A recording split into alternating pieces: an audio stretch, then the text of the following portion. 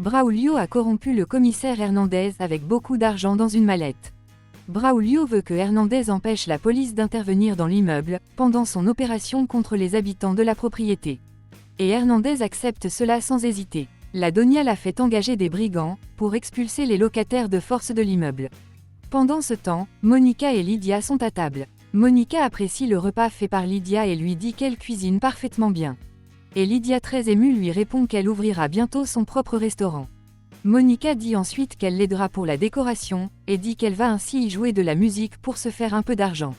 Lydia trouve cette idée géniale, et les deux jeunes filles en rigolent.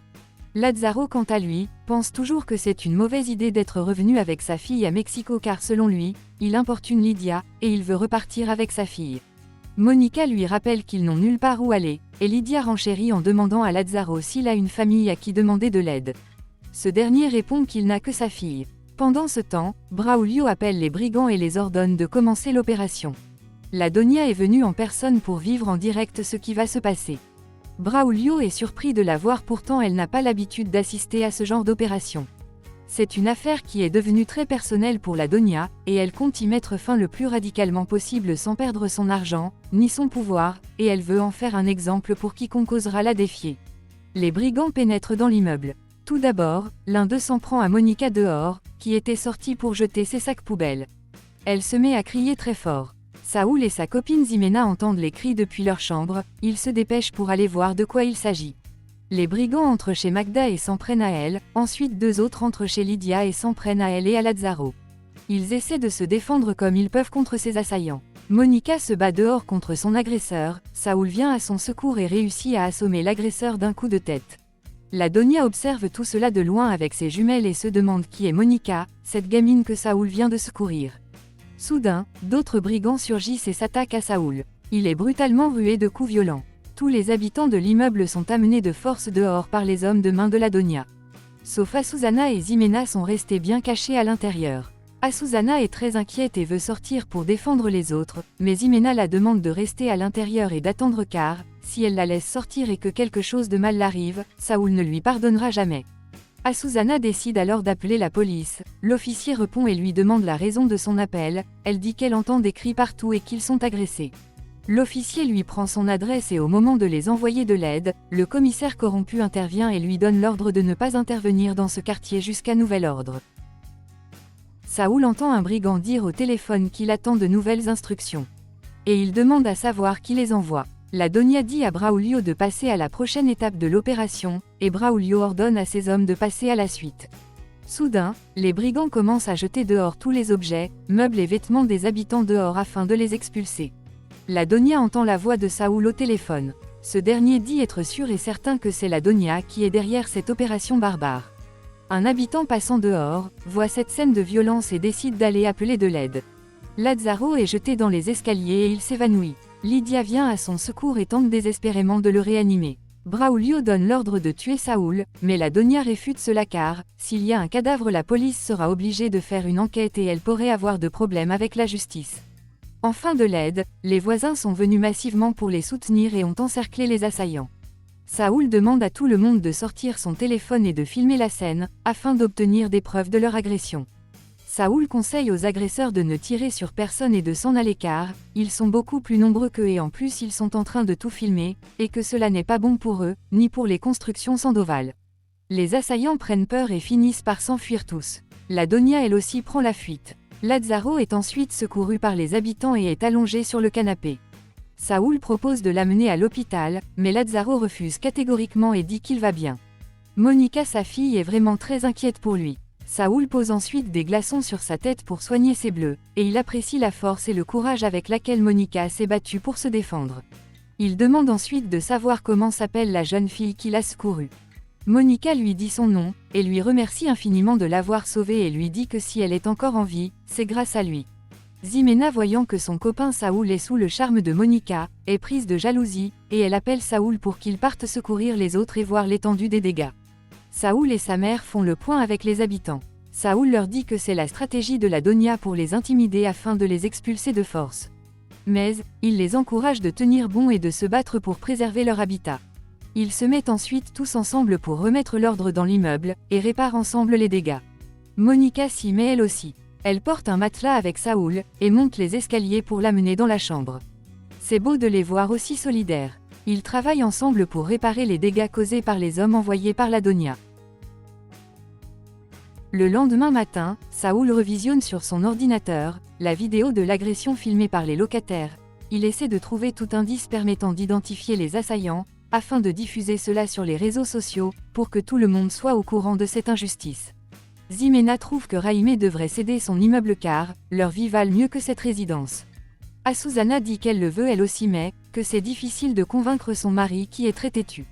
Saoul est tout à fait d'accord avec son père de ne rien céder car la seule qui se fiche de tout le monde c'est l'Adonia.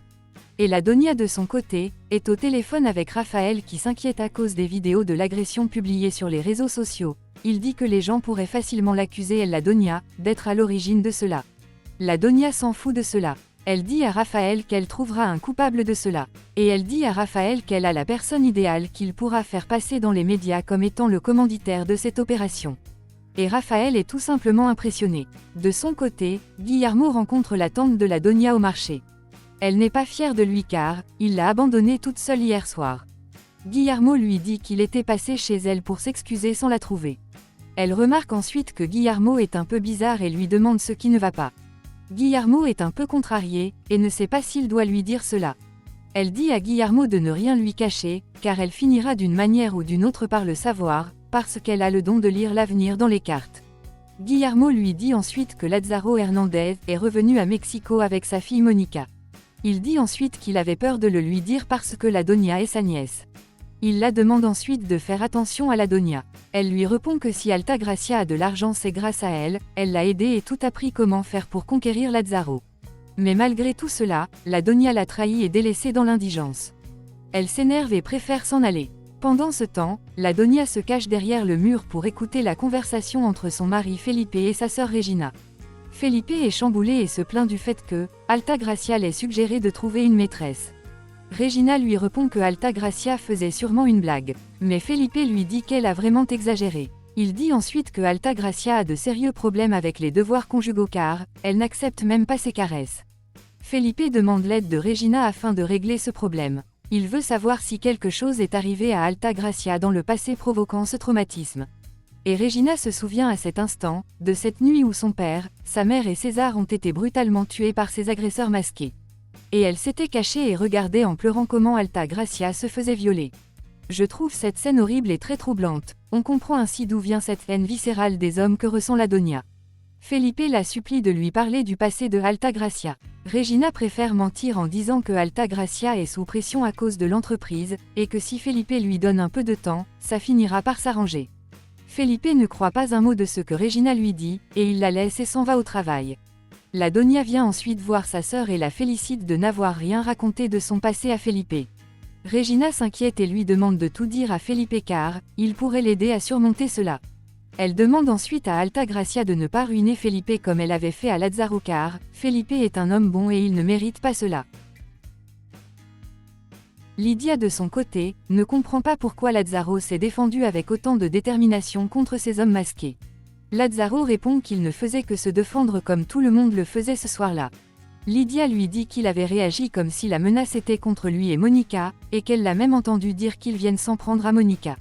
Elle lui demande de qui il faisait allusion en parlant ainsi. Lázaro répond que ce n'était rien et qu'il défendait simplement sa fille, et il supplie Lydia de ne pas parler de ça à Monica. Monica arrive ensuite et demande à son père d'aller s'allonger. Elle va ensuite dans la cuisine pour aider Lydia à faire ses petits plats. Elle parle ensuite avec un sourire sur le visage, de la manière héroïque avec laquelle Saoul l'a sauvée contre les agresseurs. Lydia observe et se rend compte que Monica est déjà tombée sur le charme de Saoul. Monica a les papillons dans le cœur, et elle plane dans les nuages quand elle parle de Saoul. Mais le sourire disparaît de son visage, lorsque Lydia l'annonce que Saoul a une petite amie. De l'autre côté, la servante annonce à l'Adonia qu'une femme qui se fait passer pour sa famille insiste pour la rencontrer. L'Adonia demande à la servante de lui dire de laisser ses informations, et ses assistantes la contactera plus tard. Mais la servante lui fait comprendre que cette femme est très déterminée à la rencontrer. Dehors, la tante de l'Adonia s'en prend aux gardes qui veulent la mettre dehors, parce qu'ils ne croient pas qu'elle est la tante de leur patronne. Elle leur dit que leur patronne est sa nièce, et qu'elle pourrait les faire virer si elle le souhaitait. La Donia sort ensuite et demande à sa tante ce qu'elle fait dans sa résidence, et la traite de vulgaire chienne. La Donia demande à ses gardes de la laisser seule un moment pour s'entretenir avec Yesenia sa tante, et elle la demande ce qu'elle veut. Yesenia dit qu'elle détient une information capitale à lui dire en échange d'une aide financière. La Donia en rigole et dit ensuite que même après 20 ans, Yesenia est restée cette sorcière qui cherche toujours à lui soutirer de l'argent. Yesenia lui demande d'être reconnaissante car c'est grâce à elle qu'elle connaît la sorcellerie et s'en sert pour arriver à ses fins, et vit aujourd'hui dans le luxe et un confort au standing. Et la Donia dit qu'elle n'était qu'une gamine qui venait de vivre le pire des cauchemars, et sa tante ne voulait que l'utiliser pour s'enrichir. Sa tante se défend en disant qu'elle l'avait reçue chez elle avec Regina afin de s'occuper d'elle. Et la Donia lui rappelle qu'elle venait de perdre ses parents et son copain, qu'en plus, on l'avait violée, la police ne l'avait pas défendue et elle était obligée de quitter cette ville pour se chercher ailleurs, et elle n'avait que Yesenia sa tante, la seule famille qui lui restait où elle pouvait se recueillir. Je vous invite ici à être attentif, dans ce passage, la Donia se souvient de son passé, et vous aurez ici, toutes les informations claires sur ce qui s'était exactement passé. Alta Gracia et sa jeune sœur Regina étaient arrivées chez leur tante à Mexico. Yesenia obligea Alta Gracia à travailler dans le domaine de la construction pour subvenir à leurs besoins. Et en tant que leur tuteur légal, elle se devait de percevoir et gérer son salaire. Et Alta Gracia pendant qu'elle travaillait au chantier, elle se faisait draguer par Lazzaro qui la désirait tellement, il la proposa même d'être sa secrétaire. Alta Gracia ne supportait son patron Lazzaro Hernandez. Elle avait du dégoût quand il se rapprochait d'elle, et elle disait à sa tante que ça la rappelait toujours ces hommes qui l'avaient violée. Et sa tante lui disait de profiter plutôt de lui pour résoudre ses problèmes, étant donné qu'il était un homme riche et bien éduqué. Et Alta Gracia répondit à Yesenia que même si elle acceptait de sortir avec Lazzaro, il la mettra à la porte quand il saura qu'elle est enceinte. Oui, elle était tombée enceinte après qu'on l'ait violée. Et elle voulait avorter de cet enfant issu d'un viol. Et c'est à cet instant que Yesenia eut la maléfique idée de lui demander de séduire Lazzaro, pour ensuite lui faire croire qu'il est le père de cet enfant, et d'en tirer profit. C'est ainsi que Lazzaro fut utilisé par Alta Gracia. Elle se maria avec lui, profita de lui, et s'accapara de son entreprise et de tous ses biens, et aujourd'hui elle est millionnaire, explique sa tante. Alta Gracia dit que sa tante l'a poussée à le faire que par ambition, pour son propre intérêt, elle l'utilisait simplement pour arriver à ses fins. Mais Alta Gracia était très maligne, elle avait bien appris toutes les manigances de sa tante, et elle avait bien tissé son plan. Son mari ne la supportait plus parce qu'elle devenait très repoussante et ne remplissait plus ses devoirs conjugaux, et Alta Gracia souhaitait se débarrasser de lui le plus vite possible et prendre tous ses biens. Mais, elle ne savait pas comment lui faire signer les papiers pour que son mari la lègue tous ses biens. Sa tante la conseilla d'énivrer Lazzaro, et de lui faire signer les papiers. Elle le fit avec succès, et s'accapara de tous les biens de ce dernier. Et à la grande surprise de sa tante, la Donia l'abandonna sans rien. Elle jeta aussi à la rue son mari et sa petite fille qu'elle venait de mettre au monde. La Donia s'en prend ensuite à sa tante, qui, au lieu de l'éduquer, l'a plutôt appris à manipuler les hommes, et à cause d'elle, elle est devenue une personne odieuse sans aucun scrupule. Yesenia lui demande ensuite d'essayer de passer à autre chose, car grâce à ses enseignements, elle en a tiré profit et est aujourd'hui millionnaire. Elle demande ensuite 100 000 pesos à la Donia pour lui dire que Lazzaro Hernandez est revenu à Mexico avec sa fille. La Donia refuse de lui donner cette somme d'argent, et sa tante l'attrape par le bras pour l'obliger à lui donner cet argent. La Donia appelle ses gardes et leur demande de l'expulser de sa résidence. Les gardes expulsent Yesenia violemment de la résidence. Elle est très furieuse une fois dehors. De son côté, Laetitia la journaliste est au téléphone avec Raphaël. Elle lui dit tout le monde visionne la vidéo de l'agression, et on lui met la pression d'en parler au journal. Et elle dit que si elle en parle telle quelle, ça pourrait nuire aux affaires de la Donia et ternir sa réputation. Raphaël lui demande de dire aux infos, ce que Alta Gracia lui demande de dire, et que Braulio de son côté, fera sa part. Elle accepte ensuite de faire comme la Donia l'ordonne. Braulio de son côté est avec Guillermo. Il lui demande ce qu'il faisait hier avant l'opération à l'immeuble de Mr. Aguirre, car il l'a vu de ses propres yeux.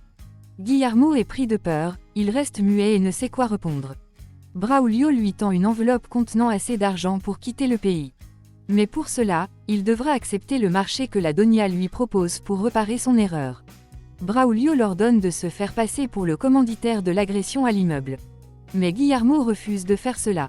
Braulio sort son arme et le pointe sur lui. Il l'oblige à enregistrer une vidéo dans laquelle il avoue que c'est lui l'auteur de cette agression. Guillermo est obligé de le faire, sinon il mourra. De l'autre côté, la Donia est avec sa secrétaire dans son bureau. Elle l'informe que les journalistes veulent l'interviewer au sujet de l'agression qui s'est déroulée dans l'immeuble en face ses constructions. Donia dit qu'elle le savait déjà, mais que ce n'est pas à elle de mener les investigations là-dessus. Elle allume ensuite son téléviseur pour suivre les infos, sachant qu'elle a déjà tout manigancé ce qui va se passer au préalable. Laetitia, la journaliste, parle au journal de l'agression qui a eu lieu dans l'immeuble de Aguirre. Elle explique son équipe a réussi à interroger un des assaillants qui a eu le courage de témoigner en direct à visage couvert pour soi-disant protéger son identité. Elle ensuite à l'homme masqué de donner le nom de celui qui a ordonné cette opération. Et l'homme répond que le commanditaire est Guillermo, qui est ingénieur construction dans l'entreprise Sandoval. Laetitia demande à l'homme masqué si la famille Sandoval est derrière tout cela. L'homme masqué répond que Guillermo a agi de son propre chef, et qu'il leur a dit que Alta Gracia, sa patronne, n'en savait rien. Laetitia montre ensuite le portrait de Guillermo, et dit ensuite qu'elle a essayé de le localiser, mais il n'a pas voulu en parler. Donia ordonne à sa secrétaire d'organiser une conférence de presse afin d'éclaircir cette affaire, et nier son implication de près ou de loin dans cette agression. Elle est vraiment forte, Donia. Son plan marche à merveille pour le moment. Dans le prochain épisode, Saul s'introduit par infraction dans la propriété de Donia. Braulio avoue ses sentiments à Donia, et dit qu'il a espoir qu'elle lui donne une chance d'être avec elle. Et Donia trouve cela absurde et pitoyable. La retrouvaille entre Yesenia et Lázaro Hernandez est virulente. Monica se fait voler et appelle la police. Ne ratez pas tous ces temps forts en regardant la suite. Abonnez-vous pour encourager la chaîne et laissez vos avis en commentaire. On se retrouve dans le prochain épisode plein d'émotions et de moments forts. Merci, je vous aime.